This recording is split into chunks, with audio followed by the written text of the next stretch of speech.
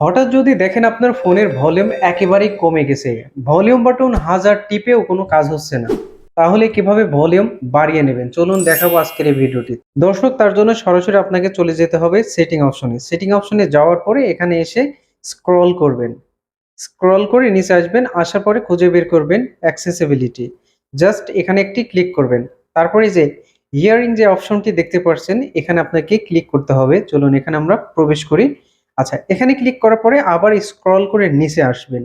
নিচে আসার পরে এই যে ফোন স্পিকার যে অপশনটি দেখতে পাচ্ছেন এখানে আপনাকে ক্লিক করতে হবে। দর্শক, এখানে আসার পরে যদি আপনার ফোনের দেখবেন যে এই অপশনটা মিডিলেই থাকে তাহলে কোনো সমস্যা নেই। আর যদি মিডিলে থাকা সত্ত্বেও আপনার ফোনের ভলিউম কম থাকে তাহলে এটা করবেন কি, টেনে একদম বাড়িয়ে নেবেন। এই যে আমি যেভাবে করছি ঠিক এইভাবে টেনে বাড়িয়ে নেবেন, দেখবেন অটোমেটিক আপনার ফোনের স্পিকারটি বেড়ে গেছে। এছাড়া অনেক ক্ষেত্রে দেখা যায় যখন আমরা ইয়ারফোন ব্যবহার করি তখন কিন্তু ইয়ারফোনেও কম সাউন্ড আসে, সেক্ষেত্রে আপনাকে কি করতে হবে, তার জন্য এই যে উপরের এই অপশনটিতে ক্লিক করে আবার পুনরায় এই যে রাইট অপশনের এই দিকে আপনাকে টেনে নিয়ে আসতে হবে। যখন আপনি এই অপশনটার দিকে টেনে নিয়ে আসবেন এটার ভলিউম বেড়ে যাবে। আশা করি বুঝতে পেরেছেন। আসসালামু আলাইকুম।